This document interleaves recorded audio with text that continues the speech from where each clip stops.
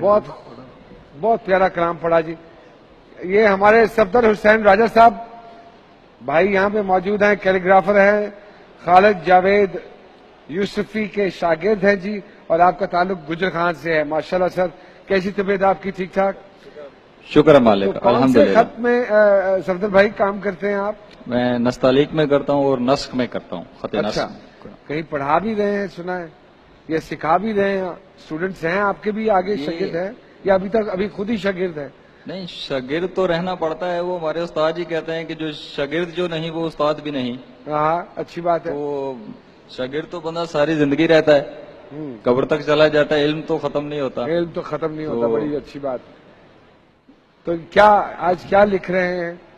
یہ سورہ بقرہ کی آیت ہے, آیت نمبر 187. اچھا. اور ہننا لباس لکم وانتم لباس لہن. ہاں. تو اللہ پاک کہتا ہے کہ, اور بڑے کمال کی باتیں کہتا ہے نا, بڑا بڑا رشک آتا ہے کبھی کبھی کہ انسان کو سمجھانے کے لیے وہ بڑے مزے کی مثالیں دیتا ہے. اچھا. اب میں یہ سوچ رہا تھا کہ اللہ پاک مردوں کے لیے کہہ رہا ہے کہ یہ تمہاری بیویاں جو ہیں یہ تمہارا لباس ہے, اور تم جو ہیں وہ اپنی بیویوں کا لباس ہو. تو لباس کیوں کہا؟ اچھا ہوتی ہے کہ لباس کیوں کہا؟ ہاں. لباس اس لیے میرے خیال سے, باقی اللہ کے رمز کی باتیں تو اللہ اور ان کے رسول جانے, لیکن جو تھوڑا تھوڑا جتنی ہماری عقل ہے اس کے مطابق مجھے یہ سمجھ آتا ہے کہ لباس ہمیں گرمی سردی سے بچاتا ہے, ہماری حفاظت کرتا ہے. بالکل ٹھیک ہے. ہمارے جسم سے واقف ہوتا ہے, لیکن دوسروں پہ آشکار نہیں ہونے دیتا. ہمارے اندر کی خامیوں کو, عیبوں کو چھپائے رکھتا ہے.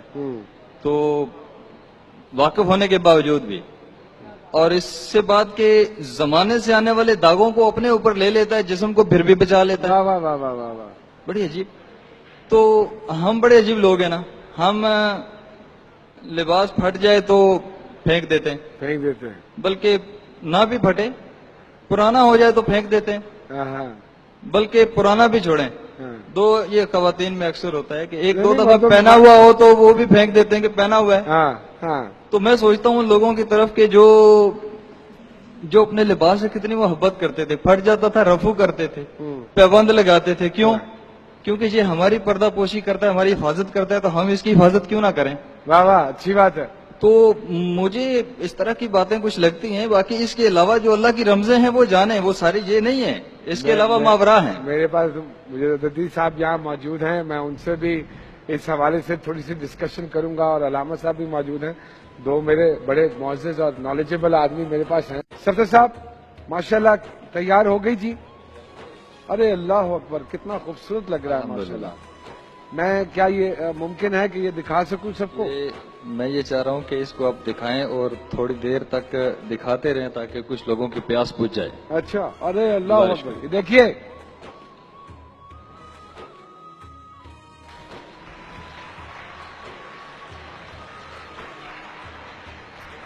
بیوٹیفل ورک جی, بہت خوبصورت, ماشاءاللہ ماشاءاللہ ماشاءاللہ. یہ کون سا خط ہے جی؟ خط نستعلیق اور دیوانی. اچھا, خط نستعلیق اور دیوانی. دیوانی میں بسم اللہ الرحمن الرحیم اور صدق اللہ العظیم کی ہے. اچھا, اور باقی نستعلیق میں. اچھا اوکے. مجھے معلوم ہوا صفدر بھائی کہ آپ شعر و شاعری بھی بڑے شوق سے کرتے ہیں.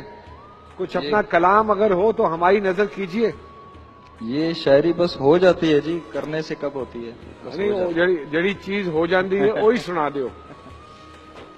وہ اب رمضان کی نسبت سے میں کیا ایک میسج کے طور پہ آپ لوگوں کو ایک چھوٹا سا قطعہ سناتا ہوں. جی جی. اور وہ صدائے لحد نام ہے اس کا, یعنی قبر سے آواز آتی ہے تو کیا آتی ہے, دعا کی انٹرپریٹیشن سمجھ لیں کہ جو تم ہو میں بھی تھا کبھی اے مسافر, جو تم ہو میں بھی تھا کبھی اے مسافر, جو تم ہو میں بھی تھا کبھی اے مسافر, جو میں ہوں تم بھی ہوگے کبھی اے مسافر. ماشاءاللہ. زیادہ راہ ضروری ہے اکٹھا کر لو, زیادہ راہ ضروری ہے اکٹھا کر لو, آؤ گے تم بھی میرے پیچھے کبھی اے مسافر. واہ, بہت ساری تالیاں جی صفدر صاحب کے لیے. آئیے آپ ہمارے پاس وہاں تشریف رکھیے. اچھا ہاں اوکے ہاں جی ضرور ایک میسج دینا چاہیں گے. ایک چھوٹا سا میسج دینا چاہوں گا کہ انگریز نے یہاں پہ حکومت کی تو اس میں ایک بڑی خاص بات تھی. اس کو حکمرانی کا شوق تھا اور وہ اس شوق کے بل پہ ریفارمز کرتا تھا, سسٹمز بناتا تھا. یہ اس کی بڑی اچھی بات تھی. ورنہ اگر وہ خود کو پردیسی سمجھتا تو لوٹ مار کر کے چلا جاتا. اس کو کیا ضرورت تھی سسٹمز بنانے کی. لیکن وہ شوق تھا.